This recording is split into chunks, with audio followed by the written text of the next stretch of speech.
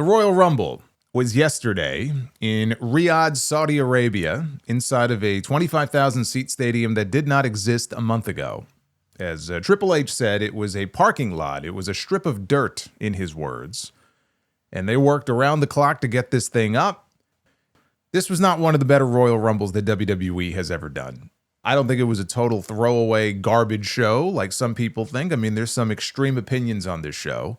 It was not great. It was not amazing. God, what was the website? I mean, look, everyone's entitled to their opinion. There was some review, I won't say where.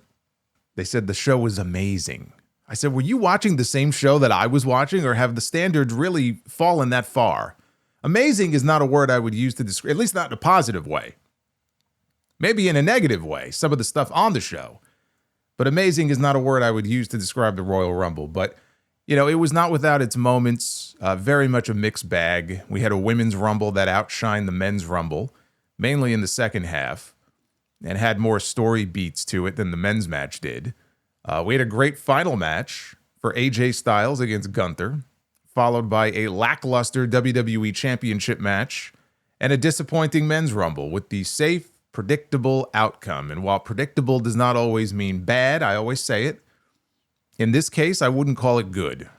Not when the winner shows up half a dozen times a year on TV. We got to get away from that. They spoiled the number one entrant on Friday night. Braun Breaker ended up entering at number 2, even though the graphic they put on screen briefly on SmackDown Friday night showed Braun Breaker number 1 in the Royal Rumble. So they had to do something. So instead of number 1, he ended up entering at number 2. And Obafemi was number 1. And as Braun is walking to the ring with Paul Heyman, he gets jumped by another masked man. We have a problem here in WWE. And you would think that security would be beefed up in these situations, but we have had multiple masked individuals cloaked in their hoodies that are always running out there and attacking people. And there is something that Triple H just loves sending these guys out there in hoods. And so we were deprived of a proper face-off between Braun Breaker and Obafemi because this masked individual not only attacked Braun Breaker, he stomped him. And then once Braun was deposited into the ring, Obafemi immediately eliminated Braun Breaker.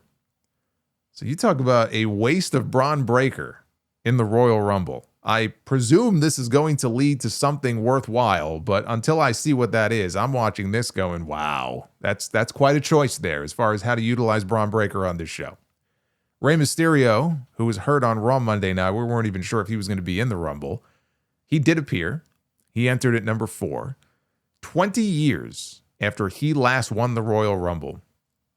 And somebody said, man, I saw you tweet that out, and I hadn't watched the show yet, and I thought you were tweeting that because Rey Mysterio had won the Royal Rumble again. I said, no.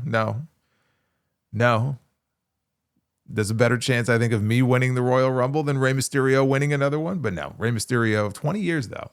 You believe that? 20 years later, he's still in there. Now, he was moving around a little slower than maybe normally he would be.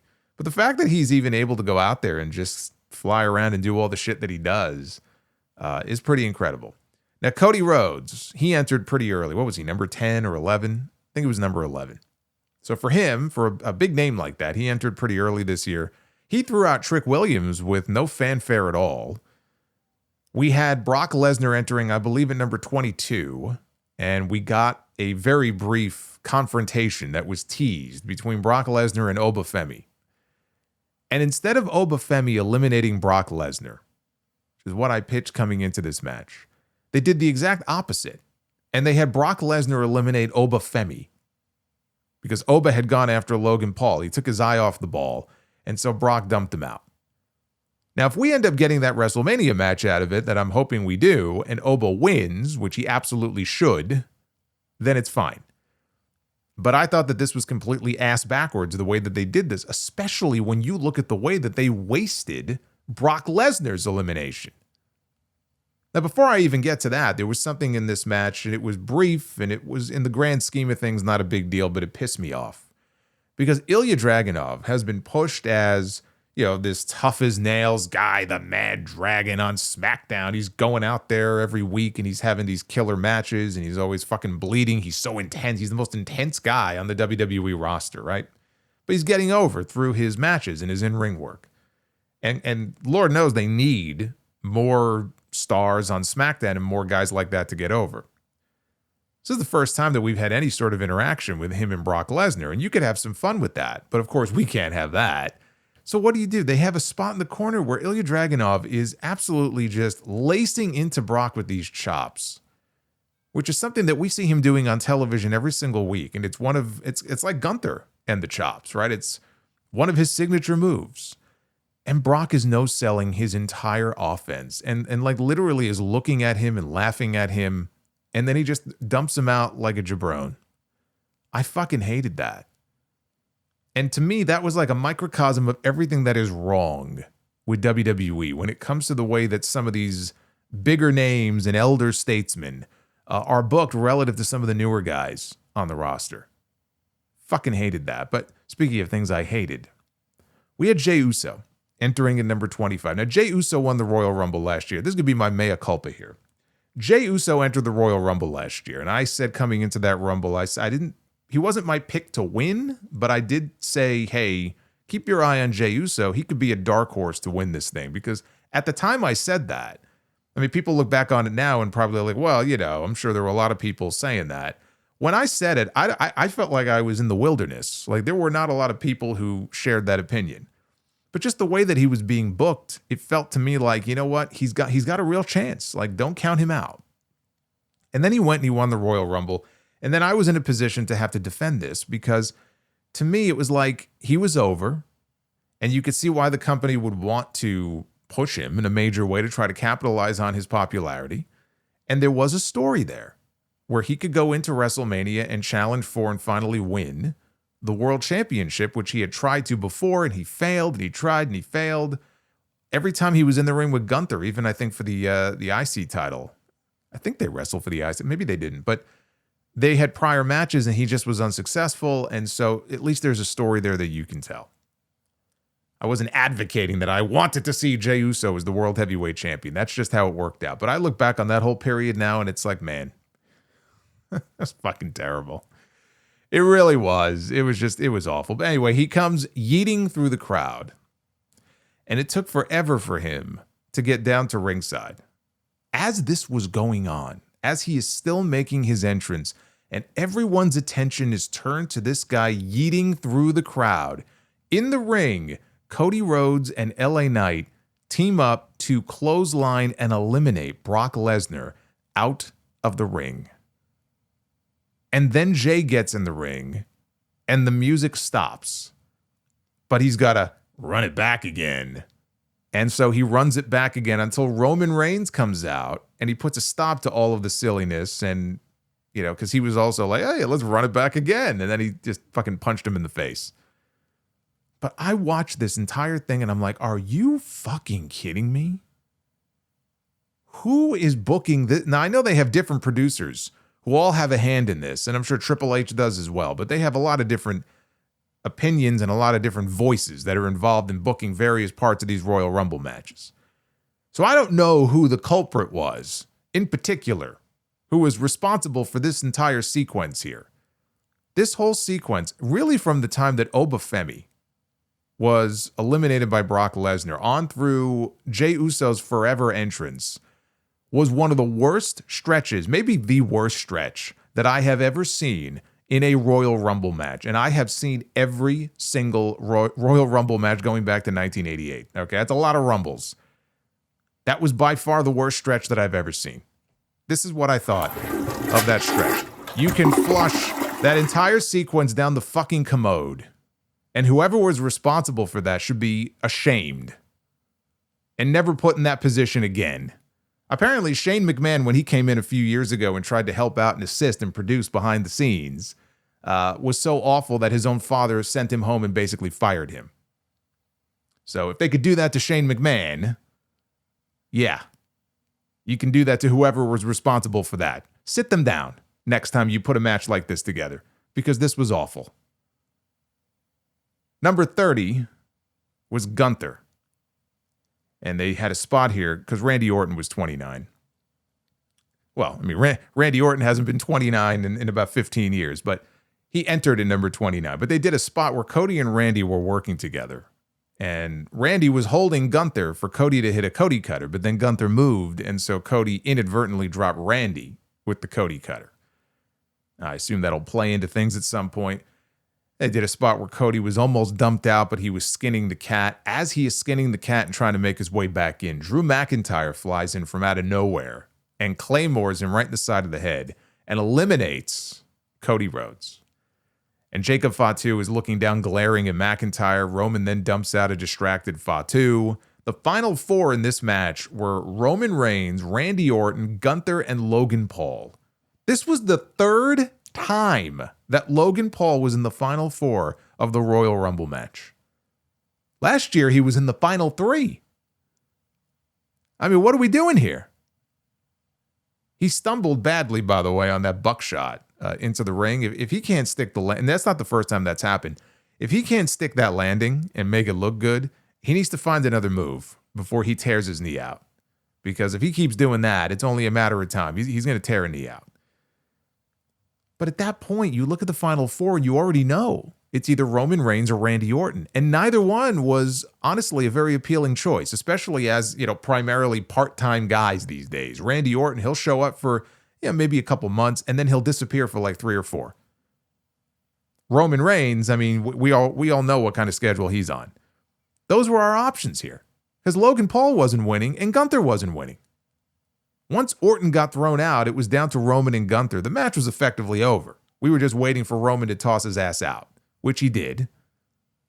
And so Roman Reigns wins his second Royal Rumble. Now, these surprises were LA Knight, Mr. Iguana, and La Parka from AAA, who nobody cared about. They got no reaction. Chad Gable was back as El Grande Americano to go with the other El Grande Americano, Kaiser Americano.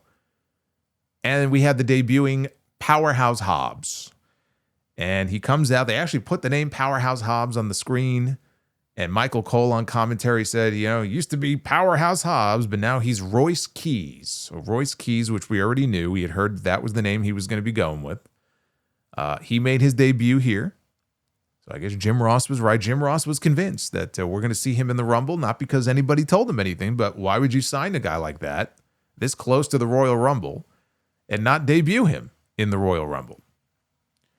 So he got in there and the first thing he did was eliminate a former world heavyweight champion in Damian Priest. I don't think he was in there for that long, but what they had him in there doing, I thought that as debuts go, it was fine. I mean, he was not going to be the most protected or the most featured guy like an Obafemi was.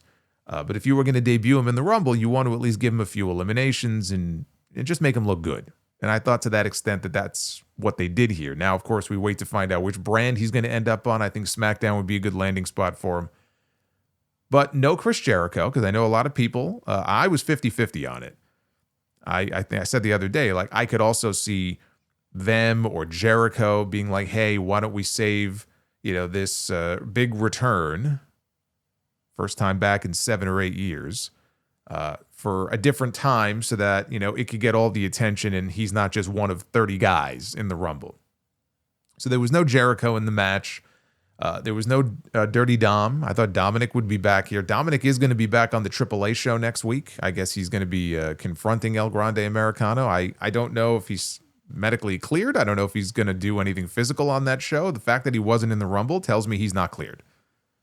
So he wasn't there.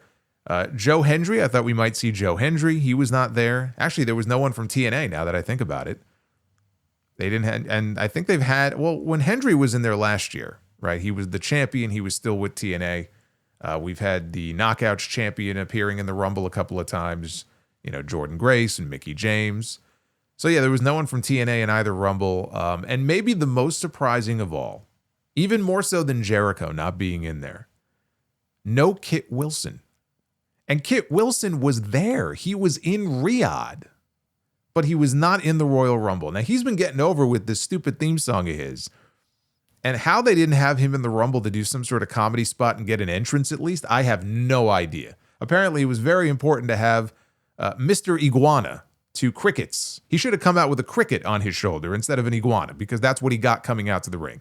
It was more important to have guys like him and La Parka in there than it was Finn Balor or Kit Wilson, who actually probably would have gotten a big response coming out to that music. Maybe The Undertaker had to grease some palms and lobby to get his AAA guys on the show. I don't know. Somebody else who was not in the Royal Rumble was Aleister Black. He was in Saudi Arabia. He flew all the way there, I guess, with the idea that he would be in the Rumble, and then they decided, we're not going to have him in the Rumble. We're going to bring him back on SmackDown in a different way. And I made this comment during the review last night. You know, when I look back at what guys like Black and Rusev were doing in AEW, and as awful as their runs, and especially Miro, as awful as things ended up being, it's like, man, you know, if they come back to WWE, it can't possibly be any worse for him, right? Because we never even saw him on television. It was ridiculous. Somehow, these two guys are in a worse position in WWE so far than they were working for Tony Khan in AEW. For all the faults with their booking and what he was doing or not doing with them, and it was awful, don't get me wrong. I don't see how you can honestly look at the runs that these two guys have had so far since they have come back home to WWE and honestly sit there with a straight face and tell me that they're better off for doing so booking-wise. They're better off creatively for having come back than they were in AEW. At the very least, they're flat. At the very least, it was just a lateral move, and they are in no better place now, so far, than they were in AEW. And I never would have thought I'd sit here saying that, but that's the reality of the situation. It's ridiculous. Rusev comes in, he's instantly dumped out of the ring. You want to tell people not to give a shit about somebody, you go ahead and book them the way that you book guys like Rusev and Rey Fenix in that Royal Rumble last night. It's ridiculous. But let's go back to Roman Reigns here, because Roman Reigns made some news this week, even before he won the Rumble. He was on Pat McAfee's show, and he had a message that he was going to be sending out here to the members of the WWE roster. He addressed his schedule during the McAfee show and cut what clearly was mostly an in-character promo. But in the promo, he challenged everyone else in WWE to step up. He said there's always a mindset of that, responding to whether or not it feels like WWE will always be his show. He says, but to be completely honest and transparent, 2 years ago, it all changed around, and what I've been doing out there hasn't exactly been the same as what I've done before. And the way I look at it is, I'm a generous tribal chief. I give the people plenty of time. These young talents, they say we hog all the TV time. They'll complain about one thing, and then I leave an opening. I give them plenty of space to create whatever type of superstardom they want. Get over, kids. Get over. You know what I mean? And we're 2 years here now, and we haven't advanced. We haven't evolved. We have great leadership in Nick Khan. God bless him. What a businessman. He's a genius. But we have to be able to keep up with that creatively. And that's why people like me, people who are striving to be the very best, the greatest, the GOATs, I just can't sit around and see mediocrity. Not when I set it up for everybody to just slam it home. Because we're on Netflix, for crying out loud. You got to capitalize. We have people playing around and trying to figure it out. And I got the formula. I know how to cook it up. So it's been a tough couple of years for me. But at the same time, when you come off such a hell of a run, you've got to kind of pump the brakes for a second. Now, clearly, again, this was in character, but it was laced with some hard truth about creative. And I will point out to you, you'll notice who he did not mention there. Paul Levesque. He mentions Nick Khan, great businessman, what a genius. But we need the creative to back it up. But note how Roman said, I give them plenty of space to create whatever type of stardom they want. Get over. And we're 2 years here now, and we haven't advanced, we haven't evolved. He's right about one thing, they have not evolved. Roman Reigns is the man who declared for the Royal Rumble via a graphic on TV. He won the whole damn thing. And it's funny to listen to him, whether it's in character or not, telling the younger guys, get over. We haven't advanced. You need to get over. Because here's a guy who was pushed very hard from day one, despite not being over at the level they were hoping he would be as a babyface. They tried anyway, and they were shoving him down your throat whether you like it or not. And they pushed him anyway at the expense of others on that roster, and he became the poster child. And the fans rebelled. And it wasn't until he went away and he came back as a heel that everything started to click. He won the Royal Rumble once before. That was 11 years ago. He got booed out of the building. Remember, they booed The Rock. All because he got in the ring. All he did was raise Roman's hand. And he got booed. It's been 11 years of Roman Reigns in WWE. And here he is again, about to break his own record with the most WrestleMania main events. What kind of message does that send? Triple H on the post show said Roman is going to take some time to think about his choice for a WrestleMania opponent, and he doesn't know when he'll show up next. Maybe he can announce his choice in a few weeks in the form of an on-screen graphic. Or he can send out some sort of smoke signal and let everybody know he's made his choice. Yeah, good choice there, WWE.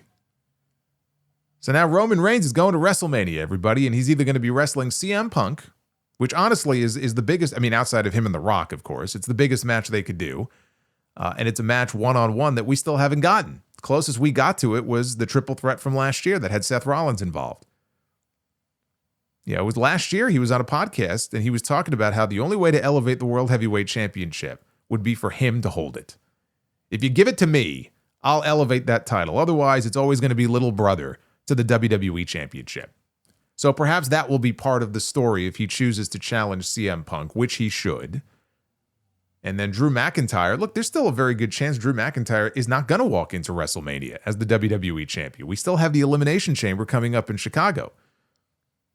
And Cody Rhodes got eliminated from the Royal Rumble last night because of Drew McIntyre. So you know that Drew McIntyre has a bullseye on his ass, and Cody ain't done with him yet. And I'll tell you one thing right now. If they were going to do another singles match between Cody and Drew, you cannot do that at WrestleMania. If you had to do one-on-one, do it at the Elimination Chamber. Just get it over with. Have Cody beat him and get it over with. Honestly. But Cody could very well beat him at the Elimination Chamber and walk into WrestleMania as the defending champion. And if Triple H is saying that Roman's going to take some time to make his decision, we may not get a decision for another month. We may not get a decision until after the Elimination Chamber, and they could still give us Cody Roman 3. For all the talk about how Levesque made the choice, he didn't want to tire the fans out, give him another Roman and Cody match, third time in 4 years, we could very well still end up with Cody Rhodes and Roman Reigns at WrestleMania. They did a little tease in the Rumble last night where they came face-to-face at one point. They were eyeballing each other. That also would be a mistake. As big of a match as that would still be, we don't need to see it again in the main event of WrestleMania. We don't need to see Cody Rhodes and Drew McIntyre one-on-one again. And doing that in the main event of WrestleMania, not without inserting Jacob Fatu and or Randy Orton.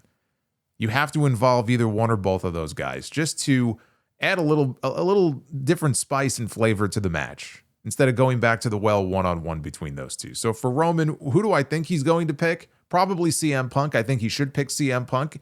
And sure, that's a big match.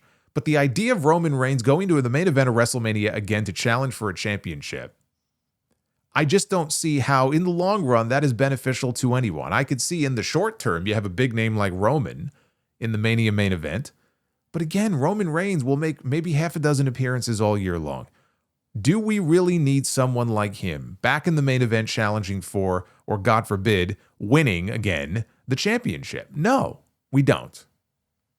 But that's the situation that we now find ourselves in. That's my issue with this above and beyond anything else. Roman had 1,300 days as the WWE champion. For that reason alone, I would be perfectly fine with him being a special attraction and not consistently, having this need in your brain to be like, okay, we have to have him in a championship match. Who can he wrestle for the championship on this show? How about no one? How about he's like the new Undertaker? You kind of treat him that way, where he can be a big attraction on the show. And you leave that other spot open for someone else who can benefit from it, who has not had 10 or 11 WrestleMania main events to their name. In the way that Roman, dude, it's so ridiculous. I don't even know offhand what the exact number is. I know he's got the record. He had two of them a couple of years ago in Philadelphia. He was in the night 1 main event and the night 2 main event. So was Cody, I guess. But he's got more WrestleMania main events than anybody else alive or dead. But we keep going back to this well, and it just feels wrong. I'm not saying the guy's not over. He's still a superstar. Right? He got big cheers from the fans there in Saudi Arabia. They love their OTC. But there is just something that it's like you take one step forward and two steps back. I see a lot of new names from NXT that were part of that show last night. Either they were just called up or they're still in NXT and they'll be on the main roster soon. And it gives me hope for the future when I see people like Obafemi and I see people like Trick Williams and Sol Ruka. And I'm like, you know what? The future is bright. They have a lot of really talented men and women, and hopefully we will start to see them doing big things on the main roster so that they can be in these spots. And we don't have to rely on people like this to win the Royal Rumble in the future. Randy Orton would not have been much better. Randy Orton winning the Royal Rumble would not have been much better than Roman Reigns winning. That's my biggest issue with it. As predictable as it was just not a great choice to be given. And when the Rumble was over, I felt like, man, it's funny Roman using that word mediocrity in that interview on McAfee's show, because mediocrity is a great word to describe the 2026 Royal Rumble. Very mediocre. But hey, Brie Mode got over and was the most popular thing on the show. So hey, hat tip to her. I'll give her flowers. Brie Bella got the biggest reaction of anything on the entire show. And if that doesn't sum up the Royal Rumble this year, I don't know what does.